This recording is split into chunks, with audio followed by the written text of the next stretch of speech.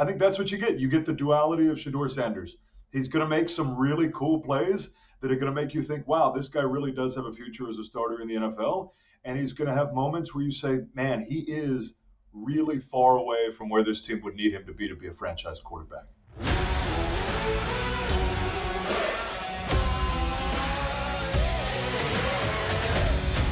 Hey, everybody. Welcome back to the Buffalo Plus YouTube channel. I'm Mike Catalana. As always, please make sure to like, comment, and subscribe to the channel. It is a Tuesday when we are recording this. It is a veteran day off for both Jenna Cottrell and Dan Fates, who will be back with me as we go to practice on Wednesday. And then the next thing I want to tell you about is our live appearance that comes up on Thursday night at Riverworks in Buffalo. Yes, we are bringing the show back to Buffalo. We were there in October. We are back. We will be there 5 to 7 for the meet and greet, and then the live podcast 7 to 8. So it is this Thursday at Riverworks in Buffalo. We are back there. We'll have fun. Brought to you by our friends right here. We can see White Claw is in the studio with me. Brought to you, and a chance to win 4 tickets to the final game at the stadium. Is that a good way to describe it? So that is at Riverworks. That comes up on Thursday. Right now, we are here in the Connors and Ferris podcast studio, and we are excited to invite back not just a friend to the pod, but a friend to all of us, a former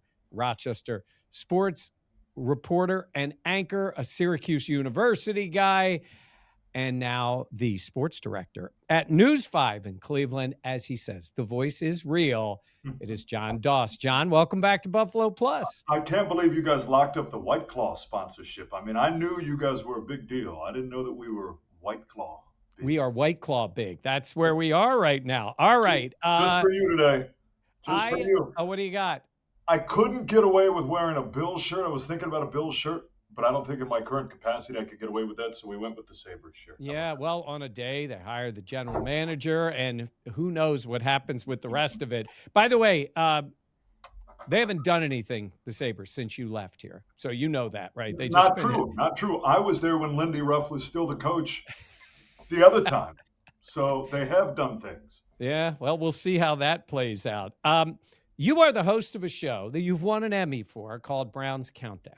What is the countdown to? I want to ask you that. What is the countdown to with the Browns? I mean, it is physically the countdown to kickoff, countdown to misery.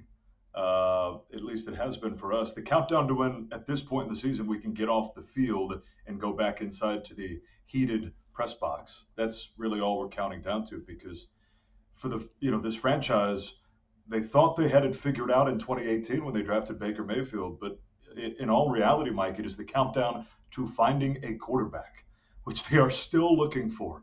And it's a reason why, since they returned in 1998, it's been 3 decades now of futility. So let's talk about where they are with the quarterback. We have gotten to see Shedeur Sanders. What has the Shedeur experience been like I'll say for the fan base? Like, they've seen where he was, when they drafted him, and now getting a chance to play and at times putting up some numbers. What has it been like with Shedeur Sanders that the Bills are going to see Sunday? Let me start by saying that Shedeur Sanders has been a model citizen since he got to town. In fact, before he even stepped foot in the practice facility in Berea, he was out at middle schools and high schools. He has been in areas of the community that no other professional athlete has gone to. Shedeur has been a model citizen. And I think everybody genuinely likes the guy because when he's up there on the podium, he doesn't sound like Russell Wilson. He doesn't sound like Patrick Mahomes. It's not a polished, pre-rehearsed thing. It's, you feel like you're genuinely getting Shedeur Sanders, the guy, the kid. I think that, as you can imagine, the fan base is split on Shedeur Sanders, much like it was split on Baker Mayfield at the end of his tenure here in 2021 before they brought in Deshaun Watson. Shedeur is a polarizing figure. He is a polarizing figure nationally, I think even more so here in the city of Cleveland. So when you say polarizing, is it because the concern would be, if you don't like him or don't think he can be that guy, that it prevents you in some way of the organization for saying we need to go get a guy? Or is it just the whole Sanders thing with Deion and Shedeur himself coming into the league? Like, where's the polarization? Well, it's certainly in the persona, right? The aura that is around Shedeur Sanders, and some of that is not on him. Some of that is just the reality of his situation, and some of it is on Shedeur. I was there in Carolina for the preseason opener when he made the start, and he came wheeling into the locker room to the literal beat of his own drum. Right, there was a boombox behind him playing music, and that was the first time we'd ever seen him in another NFL stadium. So some of it is him. I think it is the total package, but I really do think, specifically in a city like this, so starved for quarterback play, they are clinging to anything that could get them out of this 30-year rut they have been in. And I think that we saw glimpses of that last week in a loss to Tennessee, but unfortunately, we've also been brought down to reality in this most recent loss in Chicago. So what would you guess? Okay, let's start with this, because Bills fans watching this want to know, what are they going to see on Sunday? How has he played? What is his strengths? What are the places where he's just got a lot of work to do? So his strengths are the strengths that were unanimous during draft time, right? Every scout in the NFL believed he was a first round pick. Like, even his biggest detractors had him late first round. And then he started getting into film room sessions and started getting into whiteboard sessions, and things started to fall for him. But every NFL scout knew he had accuracy, he was good off script, and he was really good throwing the football on the move outside the pocket. Those are things that he's done really, really well. He did it really well against Tennessee. Unfortunately, his deficiencies are that it takes him a little longer to read a defense. Not an uncharacteristic thing for a rookie. We see that for rookie quarterbacks all the time, but he does show a penchant to not only take time, but hold on to the football and take some pretty disastrous sacks, which we saw late in the game, albeit against Chicago at that point. The game was over. It was out of hand. But his strengths have been really good in his 3 starts, and his deficiencies that we've known about have kind of reared their ugly heads, unfortunately, a little bit. And so I think that's what you get. You get the duality of Shedeur Sanders. He's going to make some really cool plays that are going to make you think, wow, this guy really does have a future as a starter in the NFL.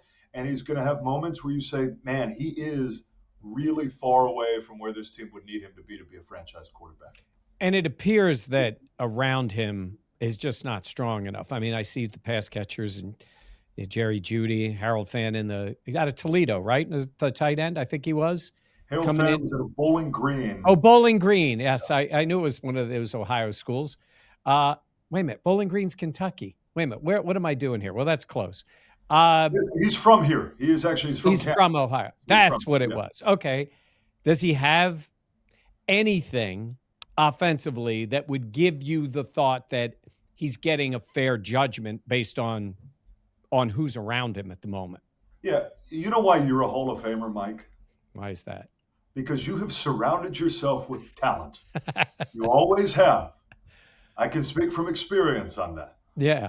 You've surrounded yourself with talent. You do a great job. You're the best. Your coaching tree now sprawls coast to coast. But you surround yourself with talent. Even the best need talent around them. And granted, the best of the best, Josh Allen, doesn't need as much talent around him as maybe Shedeur Sanders does. But you're right. It's impossible to truly evaluate even Dillon Gabriel or Shedeur Sanders in a scenario like this, where the Browns have probably the worst offensive line in football, an offensive line that was the best offensive line in football 2-3 years ago. Now they're all older. They're all injury. They've had 9 different starting offensive lines just this season. Okay. They have probably the worst receiving core in football. Jerry Jeudy, who they gave a mega extension to after a career season last year, has had unequivocally the worst season of his career, drops pass over pass, and the depth in that wide receiving room is just empty. As you mentioned, Harold Fannin Jr. has been a bright spot, a real surprise, the rookie tight end. They've had David Njoku, who's battling injury issues. And outside of that, they got a nice 2-headed backfield in Dylan Sampson and Quinshot Judkins, who down the road are going to be very, very good once they have other pieces around them. But you're right. I don't know that you can truly assess the quarterback situation given how bare the cupboard is in many of the offensive rooms in Cleveland. Before we get to the bright spot of the team, the pass rusher, I want to ask about the quarterback, or about the head coach with Stefanski. When you look at his numbers in Cleveland, you see there's 2 11-win seasons. To do that with the Browns, where is the fan base on him? Where do you think the organization is on him? And is his time running out in Cleveland? Yeah, I would normally say like after last year, they won 3 games last year, and I would say the fan base was pretty split. This is a guy who's been the NFL Coach of the Year twice, right? In the 2 times that he took this team to the playoff. I will recognize that one time they had the easiest schedule in football and they caught lightning in a bottle with Joe Flacco coming off the couch in 2023. The other time was 2020 during the COVID season when things were kind of all over the place. And outside of those 2 years, they've been one of the worst teams in football. So I think the fan base is less and less split on Kevin Stefanski and his future in Cleveland. I will say in the offseason, Jimmy Haslam, the owner of the Browns, acknowledged the mistake that was the Deshaun Watson trade and took a lot of ownership over that. And I think kind of made it known that this was really a top down decision, right? The Browns ownership was the bus drivers on bringing Deshaun Watson to town. And I think they want to give Kevin Stefanski and Andrew Berry all of the runway possible to get out from what has been maybe the most disastrous trade in NFL history. So I keep saying he's not going to get fired at the end of this year. They're going to give him another opportunity a year from now. But then you lose to the Jets. Then you lose to the Titans, which at the time were the worst team in football. And it's hard to argue outside of the Raiders, who got their butt kicked by your Eagles this weekend. It's hard to argue there's another team that's worse right now than the Browns. Are they playing for him? Because you can have lack of talent. You know what it's like at the end of the season. You mentioned those Raiders. They look like they would have rather been already on a trip to Cancun. And then you see sometimes teams that are out of it, but they play with a purpose. Like there's, guys fighting. Is it a mix on this team? Do you see effort and just a lack of talent? Is that what the Bills will see Sunday? Yeah, I think you're seeing a team like New Orleans, right? They've won a couple of games here in the last few weeks that they probably shouldn't have, that their fan base is probably wants them to not win. I would have told you at midseason, yes. There was a point where they played Miami, 2 3-win teams. This was what now, 4 or 5 weeks ago. And one team very much looked like it had quit on the coach. That was the Dolphins. And one team very much looked like it was playing for their head coach. And the Browns crushed them here. I will say it has not looked like that in the last month of this season so far. So that's maybe what the Bills will see on Sunday. I think Myles Garrett is, well, we have Josh Allen, and I don't think you can play the position much better than he has played it, certainly recently. But in terms of a position and a player who is considered one of one, it's Myles Garrett. What's it like to watch him do what he's doing with this team and the way the league reacts to him week after week? And remember, this came after an offseason with a lot of strife, right? He very publicly requested a trade. He did a series of Radio Row interviews where he was basically acting like he was a free agent, even though he was a guy still under contract for a couple of seasons. And then he signs at the time, the extension that made him the highest paid defensive player in football. It would have been very easy to foresee a world in which Myles Garrett just rolled into Berea, went through the motions for the next 4 or 5 years, and called it a career. Instead, he has had a career year. And I will say it is not a coincidence that coincides with the Browns having the best front four that they have ever had since they brought Garrett in 2017. They've been always looking for those pieces to put around him. They haven't been able to find those. They thought maybe Jadeveon Clowney was that once at one point, and he looked good for half a season. They've never had this consistency on the defensive front. Some argue, and some of the numbers suggest they're the best front four in football. That's a big reason why Garrett's having the success he's had. Yes, he's still being double and triple teamed from time to time, but teams can't do that on a regular basis because the Raiders tried. The Raiders tried to double and triple team him the entire game, and poor Geno Smith was sacked 10 times. So I think Garrett has taken it to another level, but he's also got better pieces. Like we talk about, right? You need the pieces around you. He's had the best pieces around him so far in his career. So who are the guys? Who are the guys in addition to Garrett that we should be keeping an eye on?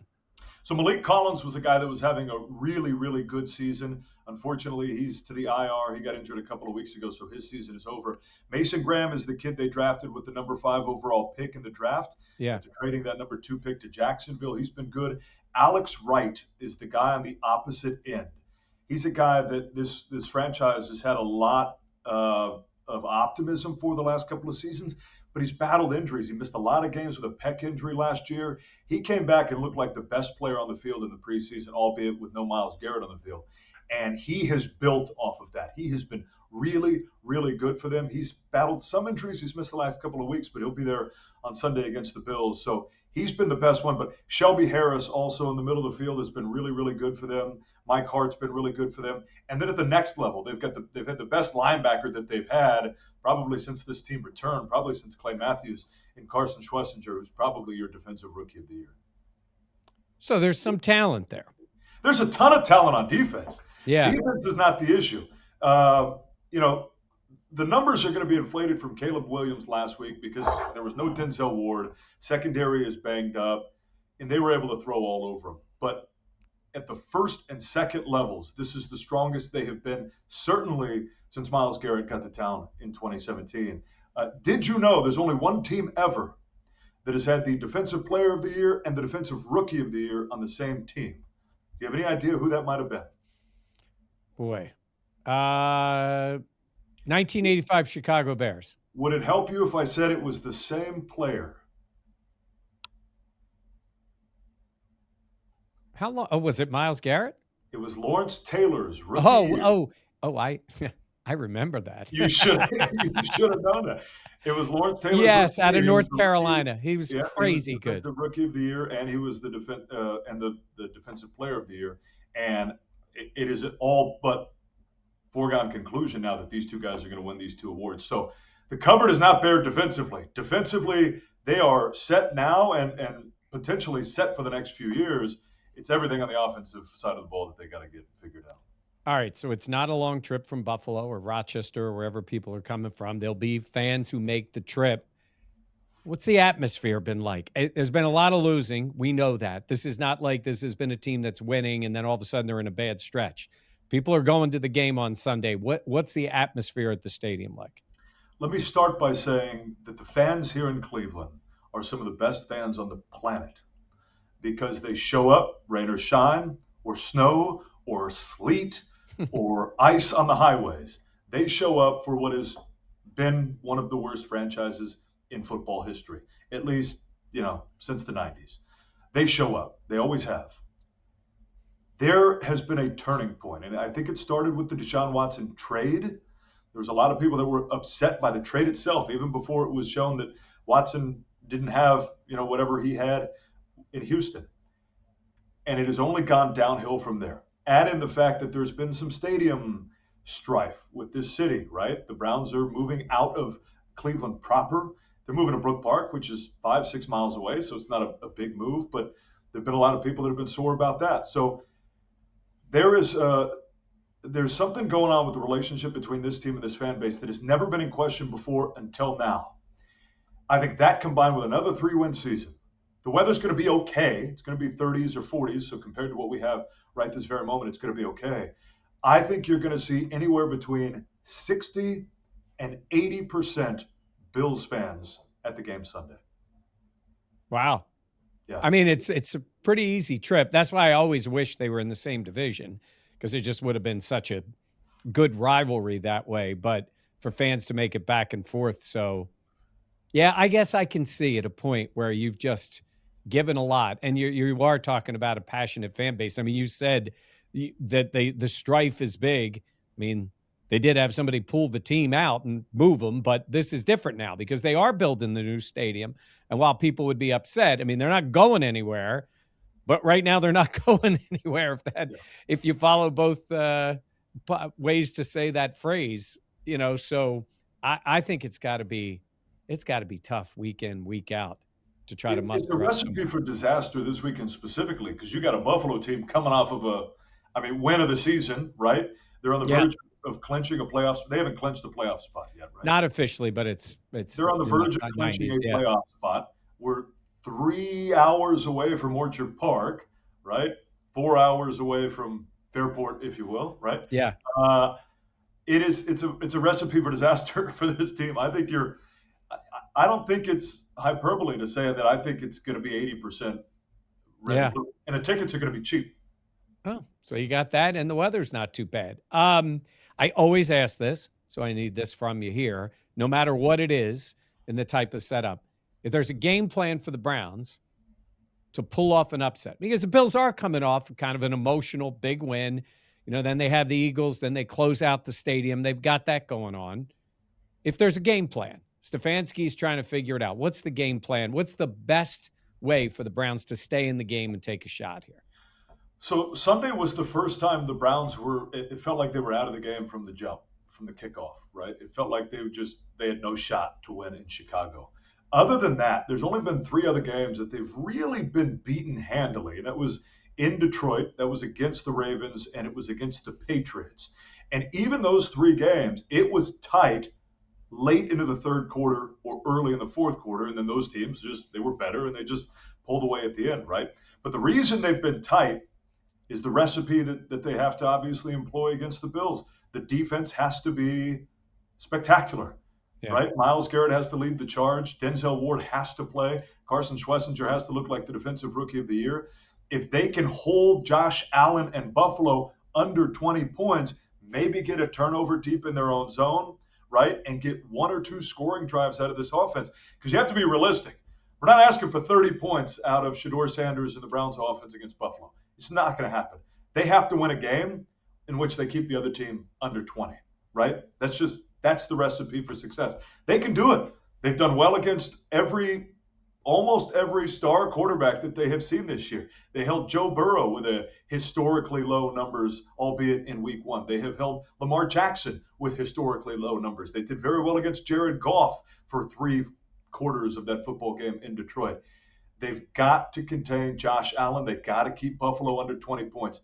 That's the only way they win, because this Browns team is not scoring 25, 30 points in this game. Yeah. Well, we'll see if that can work out and get this rivalry between these 2 cities that they've also played some of the strangest, worst football games you will ever see. And I've been the last time you guys were here. The last time you guys were here, the Baker Mayfield forward shuffle that we all found out is apparently a pass in the NFL, which at that time we all thought was a fumble. The Bills scoop it up, they run it back, and it looked like the Browns had blown that game.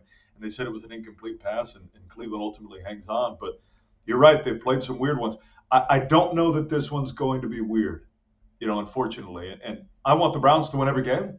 I want them to go 17-0 at the end of the regular season. Makes my job a heck of a lot more fun. Right. I just think that these 2 teams are in different stratospheres right now, especially Buffalo coming off that win. But again, the Browns defense is so good, who knows? Yeah, they can hang in the football game. All right. Hey, John, thanks very much. This is great. We're going to see you there. Let everybody know where they can see you, follow you on social media if they want anything on all of Cleveland sports. I hate social media, but you can find me on Twitter at Jon Doss, and I expect you to buy me a cocktail Saturday night. You got it. We will be there. We will see you and then see you at the game. And it should be something. How about that? Bills and the Browns. It always is something along the shores of Lake Erie. All right. Jon Doss from Cleveland, thanks for being with us. And thank all of you for being with us. Once again, a reminder, Riverworks, Thursday night. We're there 5 to 7, meet and greet. Jenna, Dan, and myself. Podcast live from 7 to 8, or you can watch it here on the Buffalo Plus YouTube channel. Thanks for being with us here on the What They're Saying segment with Jon Doss from the Connors and Ferris podcast studio. Make sure, as always, to like, comment, and subscribe. And we will see you the next time on Buffalo Plus.